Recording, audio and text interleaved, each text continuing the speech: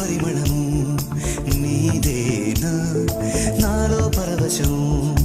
నిజమేనా బొండు మల్లి పువ్వు కన్నా తేలికగు నీ సోకు రెండు కళ్ళు మూసుకున్నా లాగు మరి నీ వైపు సొగసును చూసి పాడగా